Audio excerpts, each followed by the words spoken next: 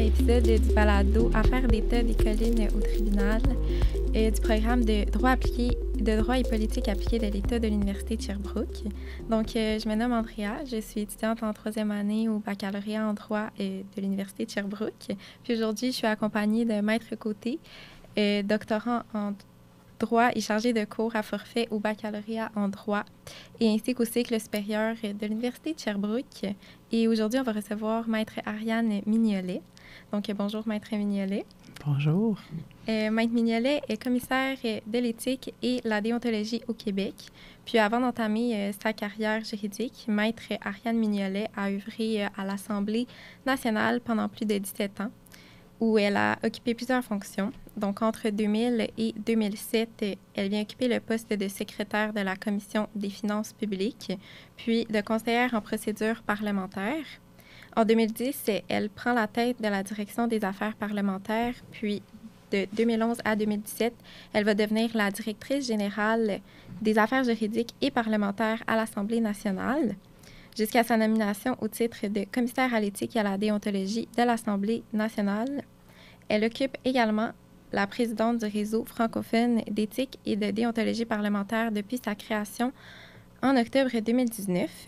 Maître Mignolet a d'ailleurs complété son baccalauréat en droit à l'Université de Montréal et est membre du barreau depuis 1998. Donc, sans plus attendre, nous souhaitons la bienvenue à notre invitée.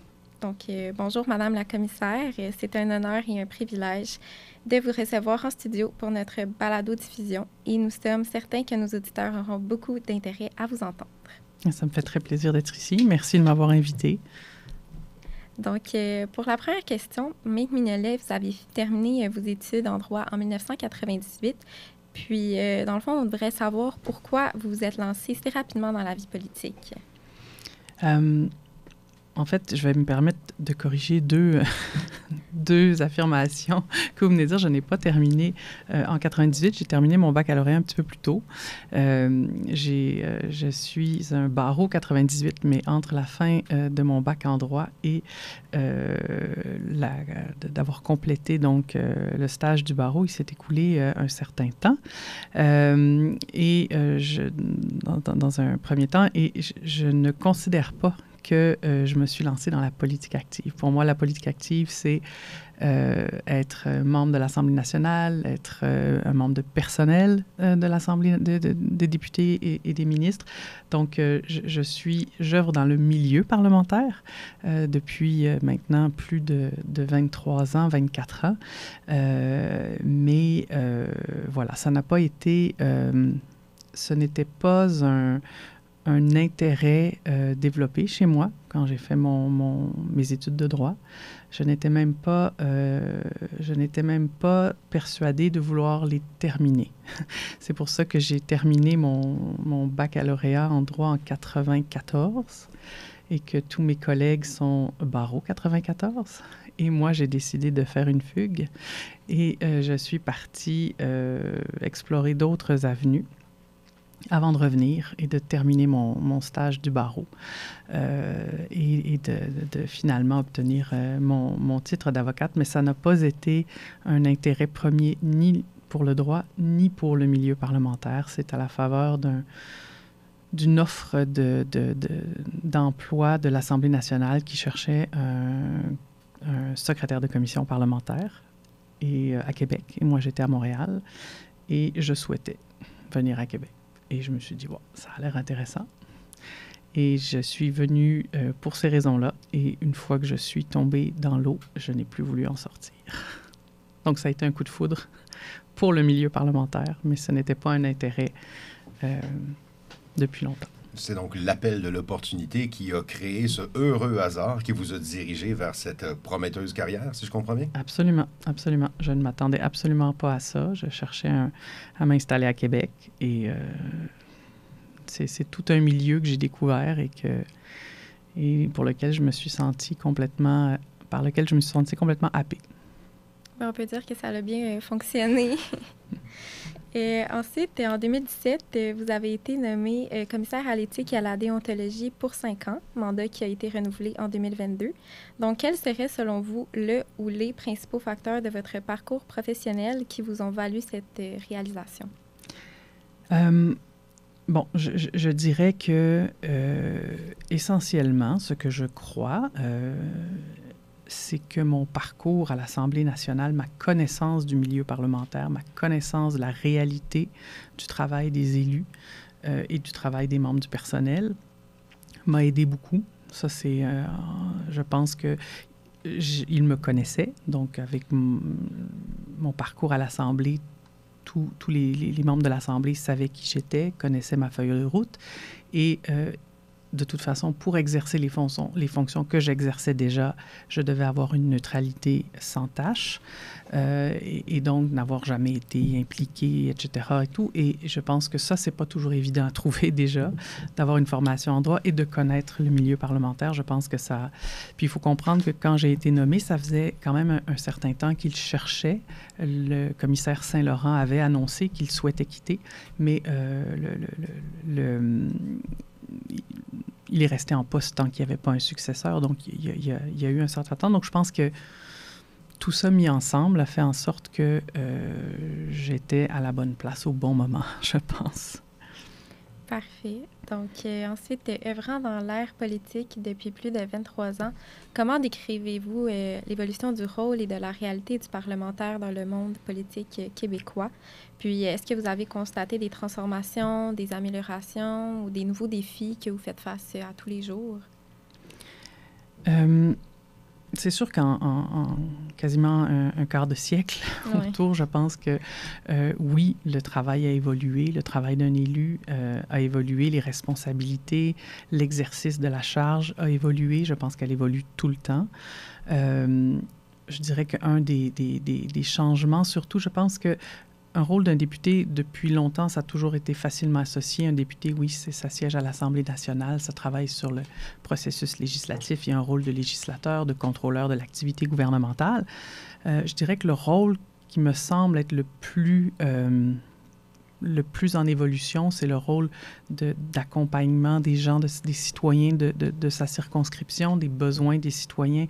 Je pense de plus en plus que le député est vu comme une personne ressource, quand justement on a frappé à plusieurs portes et on est un peu perdu sur ça dans l'administration gouvernementale, qui s'est beaucoup complexifiée aussi. Donc, je pense que cet accompagnement a beaucoup évolué et une des choses aussi qui a énormément évolué, qui a pour moi un impact important, c'est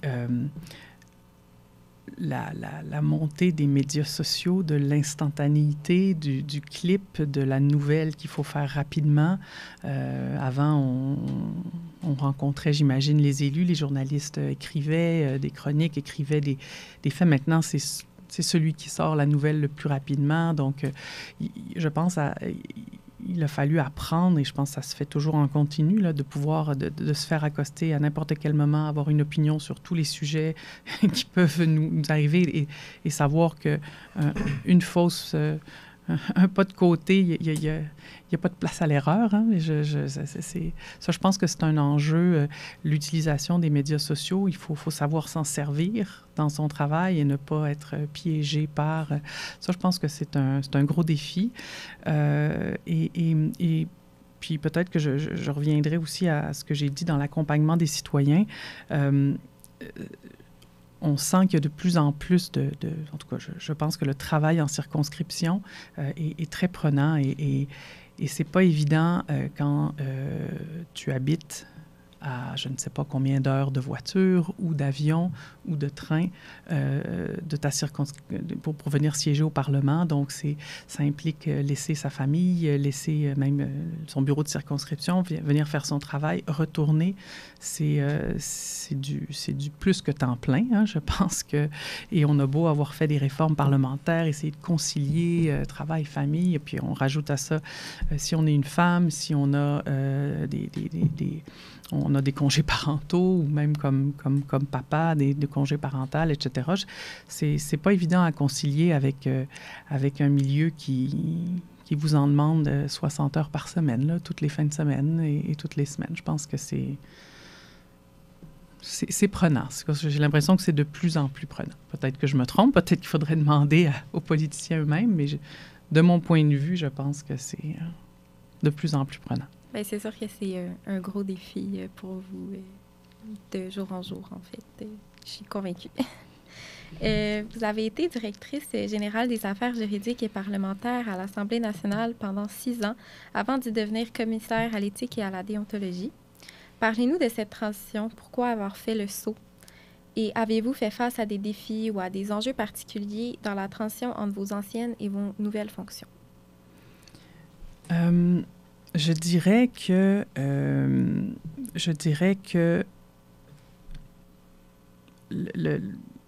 oui, mon travail à l'Assemblée m'a préparé à ce que je fais maintenant. Ça, c'est certain.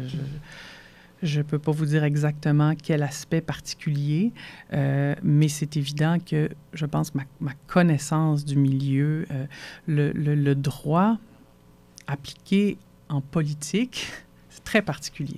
C'était très particulier à l'Assemblée, parce qu'il ne s'agit pas simplement de dire, bon, voici, c'est telle disposition qui s'applique, ça se termine là. C'est OK, c'est comme ça, mais comment on la transmet, comment on l'explique, comment on la fait atterrir pour qu'elle soit respectée, qu'elle soit acceptée, parce que quand j'étais à l'Assemblée nationale, donc on organisait les travaux parlementaires, mais ça implique conseiller le président de l'Assemblée et écrire les décisions du président de l'Assemblée. Donc, veux pas, il y a toujours une partie, il y a toujours un côté de la Chambre qui n'est pas content d'une décision qui est rendue. Donc, mais il faut quand même qu'elle soit acceptée et il faut, bon. Donc, c'est un milieu très particulier. Mais je me souviens que je me disais à l'Assemblée, mon Dieu, que c'est droit parlementaire, c'est pas évident, c'est gris, c'est toujours des nuances, il y a toujours, bon. Puis, quand je suis devenue commissaire à l'éthique, ça n'a pas été long que je me suis dit, mon Dieu, que c'était clair, le droit parlementaire. Vraiment, là, je trouve qu'on est dans les nuances et les nuances en éthique et déontologie. Maintenant, je me dis à quel point c'était moins compliqué. Pourquoi j'ai voulu faire le saut? Bien, j'ai été là pendant plus de 17 ans. J'ai adoré tout ce que j'ai fait à l'Assemblée. Et je ne me voyais pas vraiment m'éloigner de l'Assemblée.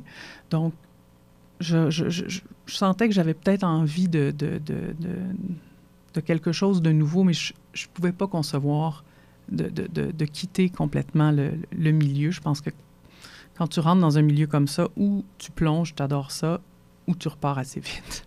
Donc, et j'ai eu envie, à un moment donné, vous savez, à l'Assemblée nationale, dans les rôles que j'ai occupés, on est des travailleurs de l'ombre. On conseille la présidence de l'Assemblée, le secrétaire général, les députés, on organise, on s'assure que tout fonctionne.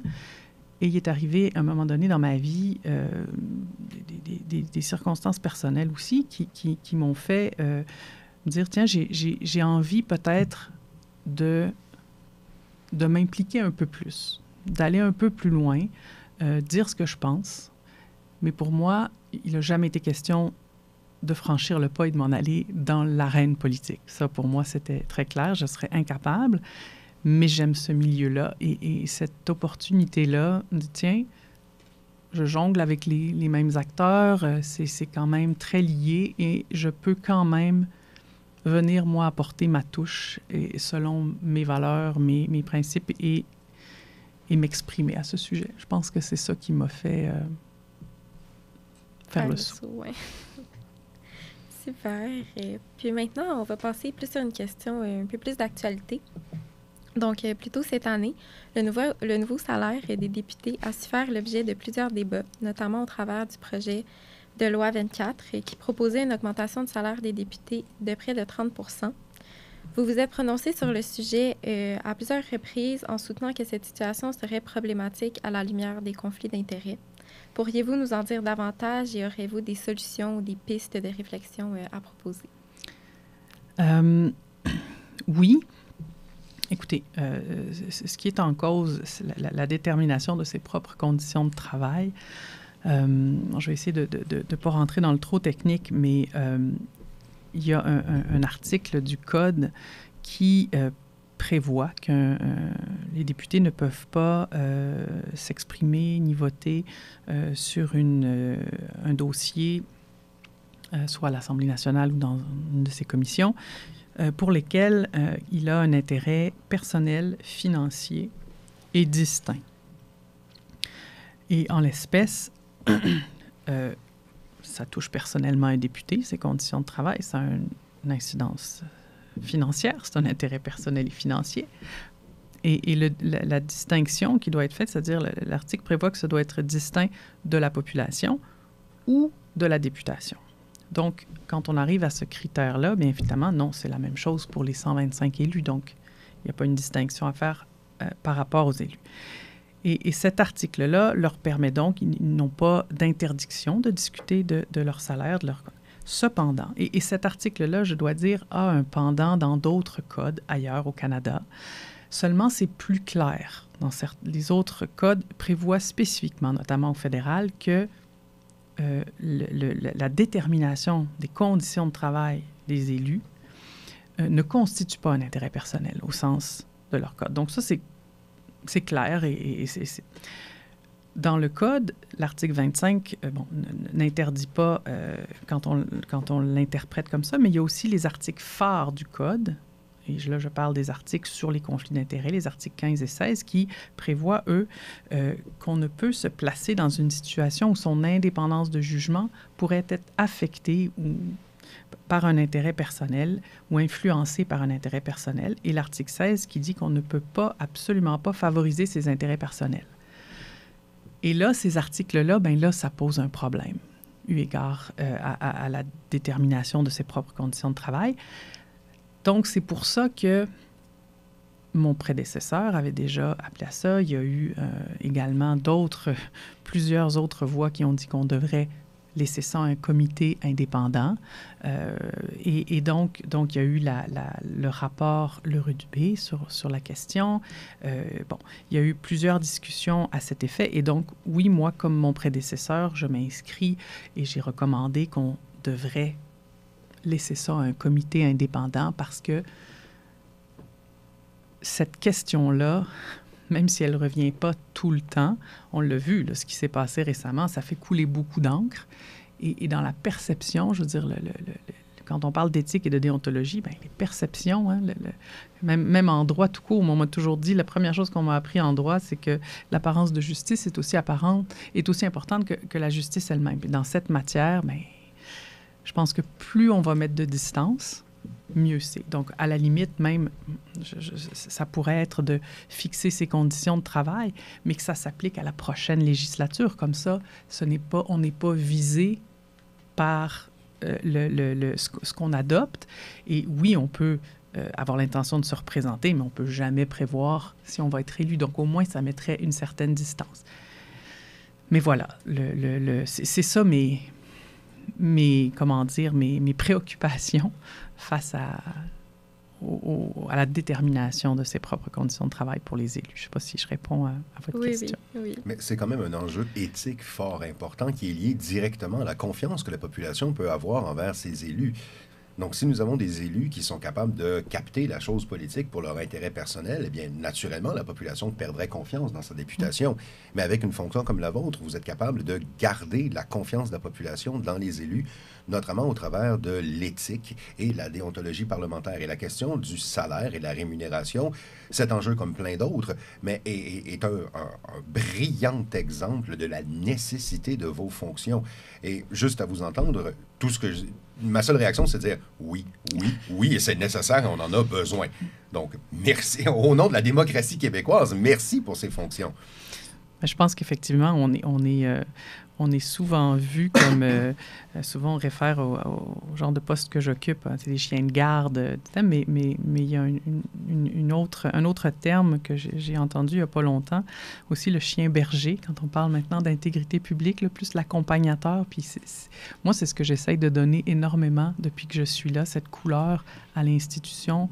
Je ne suis pas là pour essayer de prendre en défaut. Je suis là dans le mandat premier de l'adoption du code, de la création de l'institution, c'est pour, vous l'avez dit, mettre de côté, c'est vraiment d'essayer de redonner la confiance des citoyens dans leurs institutions, de regagner cette confiance, d'exercer leur charge de manière à garder la confiance.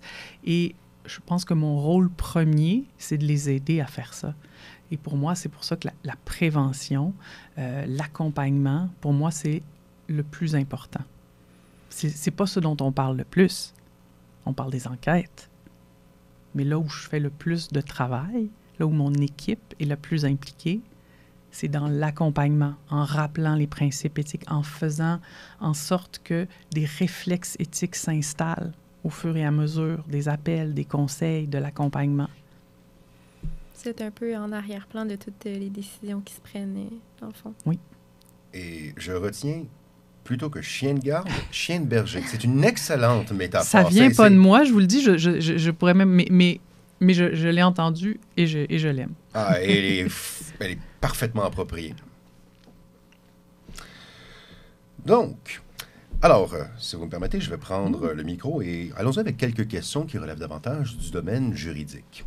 Alors, donc, après vos études de droit à l'Université de Montréal et votre barreau en 98, vous décidez d'entreprendre un certificat de 2e cycle à l'Institut des hautes études européennes. Est-ce que vous pourriez nous dire en quoi et de quelle manière cette nouvelle formation est devenue un atout professionnel dans la poursuite de votre carrière? Alors, pour répondre simplement, la réponse c'est aucunement. C'est honnête. Mais je ferai juste un petit... en fait, cette parenthèse dans mon cursus, elle n'est pas arrivée après 98, elle est arrivée avant. Donc, c'est dans la pause dans laquelle je parlais tout à l'heure. Donc, j'ai fait mon baccalauréat en droit, j'ai fait ma scolarité du barreau immédiatement. Et après ça, j'ai dit... Non, pas sûr. Et donc, j'ai eu, pendant un certain temps, aussi, j'ai 2 nationalités. Là. J'ai également la nationalité française. Et je m'étais dit, à ce moment-là, finalement, ce qui me semble m'intéresser le plus, c'est j'aimerais étudier dans les institutions européennes. J'aimerais peut-être travailler plus en droit européen, en droit international. Et donc, c'est dans ce cadre-là que j'ai décidé d'aller faire ces cours à Strasbourg, une année formidable, acquis des connaissances très, très intéressantes, qui m'auraient probablement servi si j'étais restée.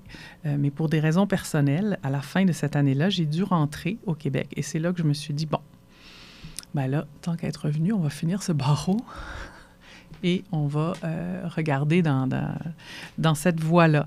Mais donc, c'est pour ça que je dis qu'elle n'a pas d'impact, cette formation-là, sur mon parcours maintenant, parce que je n'ai jamais eu à utiliser ces connaissances-là maintenant, dans mon travail dans lequel je me suis destinée pour la suite. Donc, c'est comme un petit détour dans mon parcours, mais c'était vous savez comme moi, je veux dire, la vie étudiante, c'est formidable. Moi, j'ai adoré passer 1 an à Strasbourg et étudier des nouvelles choses, mais ça ne m'a pas, par la suite, servi. Je peux vous comprendre, j'ai moi-même une maîtrise en biologie moléculaire, mais c'est assez rare que je suis dans un laboratoire en train de faire des clones. En fait, très rare même. On n'a jamais pu le prouver. Mais donc, continuons avec une prochaine question. Parlez-nous, s'il vous plaît, Maître Mignolet, de votre rôle de commissaire à l'éthique et à la déontologie. Plus précisément, quelle serait la journée typique d'un commissaire à l'éthique et quelles seraient vos principales responsabilités? Comment votre formation et vos études de droit participent-elles aussi à la réalisation de ce mandat et de ses responsabilités? Bref, décrivez-nous votre journée typique. Bon, il n'y a pas de journée typique. J'ai jamais eu une journée typique dans ma vie professionnelle. Quand on travaille à l'Assemblée nationale, quand on travaille en périphérie du milieu parlementaire, du monde politique, je pense qu'il n'y a pas de journée type. Donc, autant à l'Assemblée, je veux dire, c'est parce que la vie est rythmée par l'actualité. Donc, une journée typique, je peux vous dire une journée, il doit y avoir plus de certains types de journées lorsque la Chambre siège, certains types de journées quand on est, par exemple, dans la pleine période d'étudier les déclarations d'intérêt des élus. Il y a une journée... Bon, fait que c'est différent. S'il y a un sujet qui explose dans l'actualité, on risque de mettre de côté ce qu'on a de prévu. On n'est pas tributaire des demandes d'avis qu'on reçoit. On n'est pas tributaire des demandes d'enquête qu'on reçoit. Donc, il y a une grande part on prend ce que la journée nous amène, en quelque sorte, et souvent, on doit tasser ce qu'il y a sur la table à dessin. Mais ce que je veux dire, c'est qu'essentiellement, je l'ai dit un petit peu tout à l'heure, le rôle le rôle qui m'incombe au niveau de la prévention et de l'accompagnement, ça fait une grande partie de mon temps passe là-dedans, l'accompagnement, c'est-à-dire, puis c'est peut-être ma connaissance de la réalité parlementaire. Pour moi, ce qui est fondamental, c'est quand on appelle pour avoir un avis, bien, c'est que quand on raccroche, bien, on sache ce qu'on doit, on sache ce qu'on doit faire, on comprend la conduite qu'on doit avoir et surtout, le conseil qu'on on a donné, il est applicable. Parce que moi, si on m'appelle puis on dit, bien, l'article 3D, paragraphe 2, prévoit que telle affaire, puis qui dit, oui, mais dans les faits, ça veut dire quoi? Ah, ben, je sais pas, je suis pas sûre qu'on va les aider. Pour moi, l'accompagnement, ça veut dire, OK, bien, normalement, dans tel type de situation, vous devriez vous retirer du dossier, confier ce dossier-là à, par exemple, un membre de votre personnel, un collègue, etc. Vous devriez aviser telle personne. Puis là, si on me dit, ah oui, mais ça ne marche pas parce que moi, il y a telle chose, OK, ça ne marche pas, on retourne à la table à dessin. OK, donc, donnez-nous les paramètres. Puis là, on parle, on échange avec la personne qui nous demande un avis jusqu'à ce que ce qu'on propose, bien, ça colle. Et ça, je pense que c'est possible parce que je connais la réalité parlementaire et le travail des élus. Puis c'est ça que je demande aux membres de mon équipe quand j'engage du personnel, c'est une fois que tu es là, il faut que tu t'imprègnes. Moi, j'ai besoin... Et puis ça, c'est valable pour la prévention, mais c'est valable pour les enquêtes. Quand on pose des questions, quand on interroge, bien, je veux on sache ce qu'on va chercher comme information, puis qu'on connaisse la réalité dans laquelle on a. Puis ça, c'est pas évident. Ça s'apprend pas forcément sur les bancs d'école. Ça s'apprend avec la pratique. Ça s'apprend avec le... Donc, ça, c'est important. C'est une grande part, l'accompagnement. L'accompagnement, il passe beaucoup aussi par la déclaration des intérêts personnels qui doit se faire quand on entre en fonction et chaque année. Hein, c'est un plaisir récurrent comme les impôts. Et donc, on essaie de rendre ça moins difficile. On les accompagne, puis on leur explique aussi c'est pourquoi on pose ces questions-là.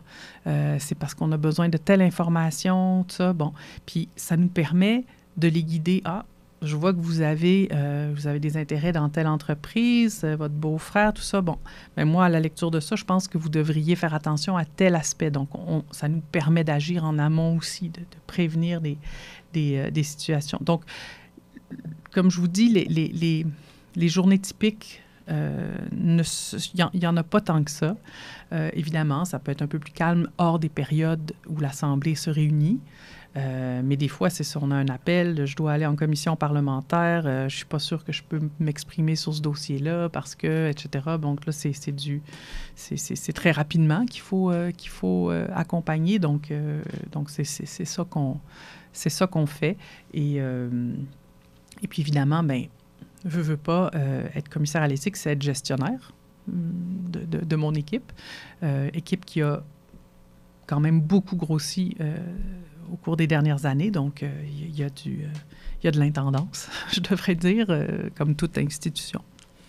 Donc, si je comprends bien, il y a un profond aspect, et c'est quand même un peu poétique, mais il y a quand même un profond aspect éthique à votre travail lui-même en tant que commissaire à l'éthique et à la déontologie, au sens que vous n'imposez pas une solution en disant aux députés ou aux personnes qui viennent vous voir, bon, voici la règle, débrouillez-vous. Vous avez vraiment une fonction de, alors, la règle dit X, et voici comment je vais vous aider à la rencontrer, et vous travaillez avec eux pour justement trouver une solution qui fonctionne. Donc, j'en comprends qu'il y a un aspect beaucoup plus de proximité entre les dossiers et les personnes.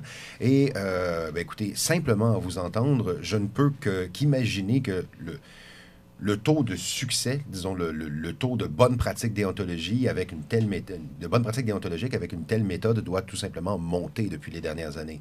J'imagine qu'il doit y avoir de nouveaux enjeux qui se révèlent, mais avec une telle approche, on est quand même en mesure de pouvoir garder la confiance des électeurs québécois. Et encore une fois, c'est vraiment très intéressant à entendre.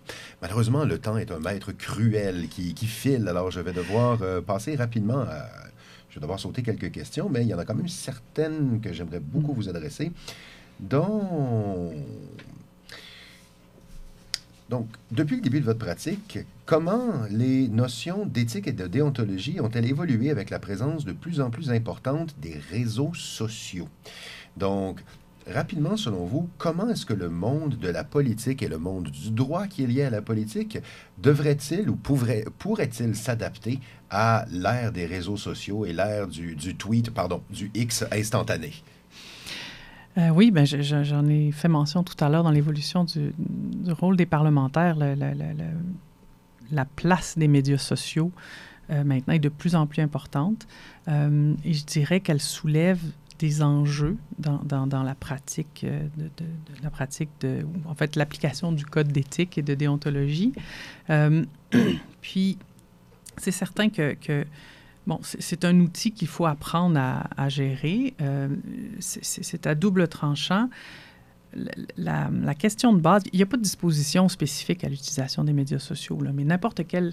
En fait, le code s'applique, les règles et le règlement, là, quand on parle du membre du personnel politique, s'applique en toutes circonstances dans l'exercice de sa charge. Qu'on fasse écrive une lettre, qu'on octroie une subvention, qu'on fasse un tweet ou un X, ou, je veux dire, ça s'applique. C'est juste que comment on fait pour faire appliquer ces règles-là, alors que, parce qu'il y a des règles qui sont contenues dans le code, il y a des valeurs qui sont énoncées, des principes éthiques qui sont énoncés, et comment on les fait respecter, parce que c'est quelques clics, etc., puis on peut partager, on peut aimer, enfin, donner un pouce, enfin, qu'est-ce que ça implique, tout ça? On s'y penche parce que je vous dirais que j'ai vu une différence entre 2018. J'ouvre juste une parenthèse. Oui. Par exemple, le simple fait pour un député de donner un like ou un pouce élevé à, disons, un statut ou une publication, tant soit peu tendancieuse ou controversée, ça peut en soi soulever des enjeux éthiques. C'est ce que vous êtes en train de nous dire? Bien, ce que je suis en train de dire, c'est que tout ce qui est fait là est ultra visible. Mm-hmm. Et donc, tout ce qu'on fait peut avoir des impacts. Ça ne veut pas dire que je veux dire, les députés exercent leur charge en toute indépendance. Là. Il a le droit de supporter des idéologies qui ne collent pas avec tout le monde. Tous les points de vue sont permis. L'expression, c'est plus une question de... on est plus dans les enjeux. Ce que j'ai remarqué surtout, puis j'ai travaillé à développer des lignes directrices pour les membres du personnel, notamment pour les activités partisanes. Maintenant qu'on a des élections à date fixe, mais là, c'est plus... on le sait d'avance quand ça s'en vient, fait qu'on le voit là, dans les médias sociaux quelques mois auparavant. Le message commence à devenir plus partisan. Fait qu'il y a des enjeux, par exemple, qui peuvent être soulevés. Là, le personnel politique, ils travaillent dans les cabinets, ils se mettent à publier des informations un peu plus partisanes, tout ça. Puis là, on dit, ouais, mais tu le fais d'où, ça? Tu le fais de ton téléphone qui est payé pour l'exercice de ta charge, parce qu'on a une disposition quand même qui dit que tu ne peux utiliser les biens et services de l'État que dans l'exercice de ta charge. Et le député il a la responsabilité de s'assurer que son personnel aussi le fasse ça. Donc, mais c'est tellement difficile à dire. Mais non, moi, j'étais dans ma pause. C'était le midi, je l'ai tweeté. Il y a des enjeux comme ça. Il y a aussi le fait que, par exemple, les pages, pendant la pandémie, beaucoup de citoyens se sont tournés vers les médias sociaux pour avoir l'information. Là, il y avait le site du premier ministre. Les députés donnaient beaucoup d'informations sur les services de santé, la vaccination. Donc, il y a probablement plein de personnes, de citoyens qui se sont abonnés à ces pages-là du premier ministre, du député de circonscription, du ministre de la Santé. Et puis, dans ces mêmes pages-là, on arrive en période électorale, puis là, le contenu, il change, il évolue. Là, puis là, on se dit, OK, la personne qui s'est abonnée pour la page du premier ministre, est-ce que c'est abonné pour avoir le chef de la CAQ? Puis c'est pas... Ce que je dis là, je soulève juste des propos qui m'ont été... qui ont fait l'actualité, qui ont fait ça. Puis on dit, ouais, il faut réfléchir. C'est pas simple. C'est beaucoup plus simple pour le personnel politique, parce que le personnel politique, il est rémunéré pour appuyer le député dans l'exercice de sa charge. C'est pas compliqué, donc tout ce qu'il fait à l'extérieur, son travail de militant, etc., il ne doit pas le faire sur les heures qui sont rémunérées par les fonds publics. Mais pour les députés, c'est plus fou. Un député, il est quand même membre d'un parti, donc il a peut-être une plus grande marge de manœuvre. Mais c'est des enjeux comme ça, puis je ne veux pas m'étirer, là, mais juste cet enjeu-là est quand même... puis on va s'y pencher parce qu'on m'a souvent questionné, puis c'est une réflexion que je vais avoir avec les parlementaires aussi, là, parce que ça implique... Puis il y a d'autres juridictions, on l'a vu, il y en a qui ont déjà agi à ce titre-là, qui exigent, par exemple, des comptes distincts de Facebook ou autre. Là. Fait on regarde tout ça, mais c'est un sujet qui pourrait me faire parler des heures. Mais je vais quand même prendre la balle au bon parce que justement, vous parliez de campagne électorale et puis, on aimerait vous entendre sur cette espèce de zone grise quant à l'éthique et la déontologie des députés en campagne. Donc, quand un député accroche son veston de député pour remettre le veston de candidat, ou quand vous avez un candidat qui aspire à la fonction de député et qui est en campagne électorale, donc, c'est cette situation-là qu'on vise. Donc, en tant que commissaire à l'éthique et à la déontologie, quels seraient, selon vous, les principaux enjeux liés à cette problématique, cette zone grise, lorsque la frontière entre l'élu et le candidat se floue? Et quelles seraient vos recommandations pour... Et là, allons-y avec la question un peu plus technique. Quelles seraient vos recommandations pour encadrer la conduite éthique et la déontologie des campagnes électorales de ceux et celles qui, victorieux, seront appelés à siéger comme élus ou renouveler leur mandat? Là-dessus, je vous dirais, effectivement, il y a un vide dans le sens où le code s'applique quand on est dans l'exercice de sa charge et quand il y a dissolution de l'Assemblée, quand on est en campagne électorale. Donc, le premier, c'est la dissolution de l'Assemblée emporte... Il n'y a plus de députés. Il n'y a plus de députés. Donc, on parle du député sortant ou du candidat.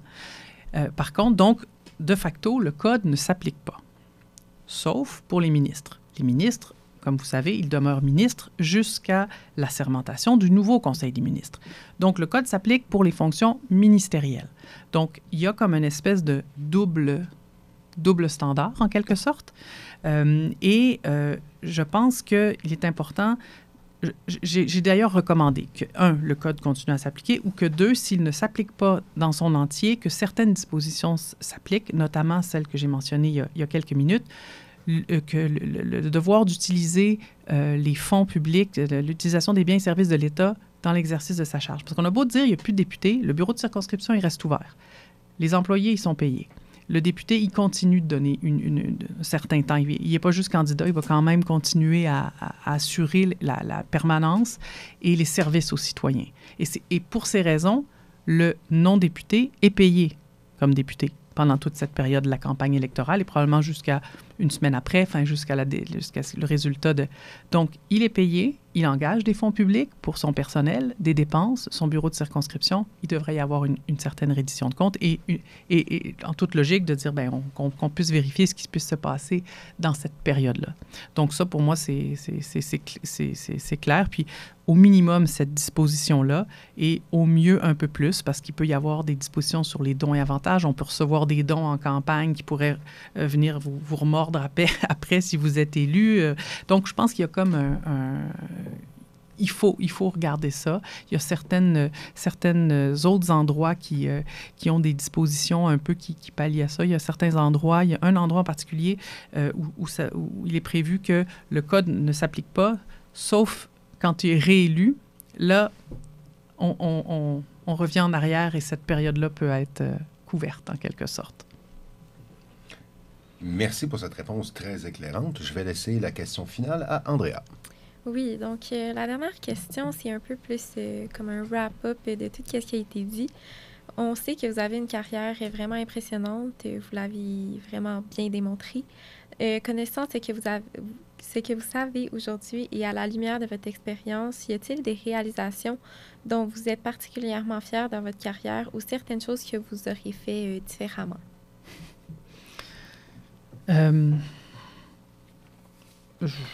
Oui, sûrement des choses que j'aurais fait différemment, ça c'est bien évident.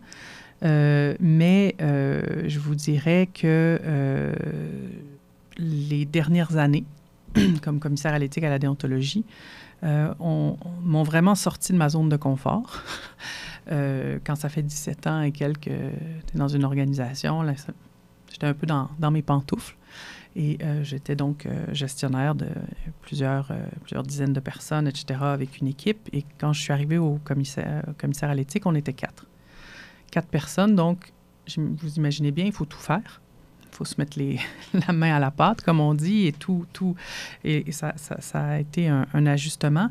Je pense qu'en 6 ans, depuis que j'ai pris le poste, l'institution s'est beaucoup développée et je suis très contente d'avoir pu participer à lui donner une structure.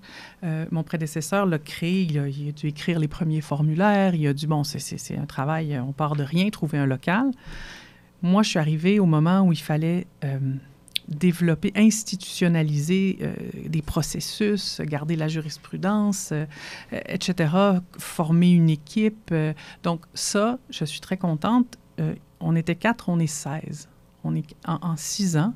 Puis je vous dirais qu'on ne se dit pas, à chaque fois on se dit, mais voyons, on n'a jamais été autant, mais on n'arrête pas quand même. Fait que l'évolution change. L'accompagnement qu'on donne est de plus en plus sollicité.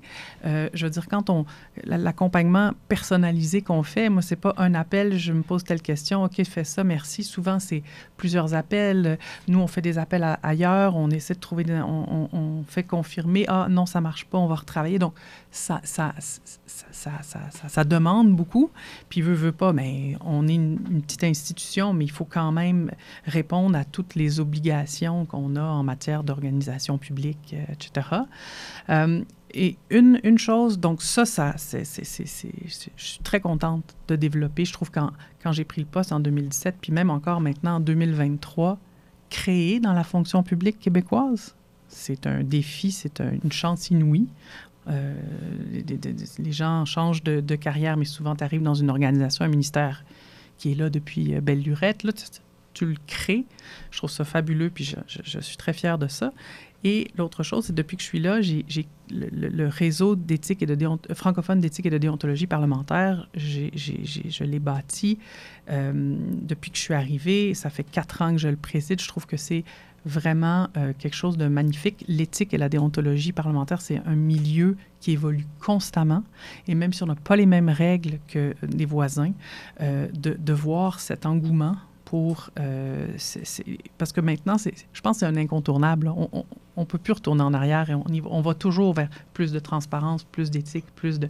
Et donc, de travailler avec des institutions totalement différentes parce qu'il y a plein de styles. Je veux dire, moi, je suis une personne indépendante, mais des fois, c'est un comité parlementaire, des fois, c'est une entité complètement externe. Et de rassembler toutes ces institutions différentes, c'est très hétéroclite. Et des gens qui ont des systèmes, des gens qui n'ont pas de système, mais qui y pensent. Mais je trouve ça... Puis on a l'AGA la semaine prochaine. Je quitte la présidence de ce réseau, mais ça a été pour moi une belle réalisation et je trouve que c'est nécessaire. Et impressionnant. Donc, c'est ce qui va conclure notre épisode d'aujourd'hui. Merci, Maître Mignolet, pour la générosité de votre temps et de vos réponses aujourd'hui. Merci à tous nos auditeurs. Vous venez d'écouter le balado Affaires d'État des collines au tribunal.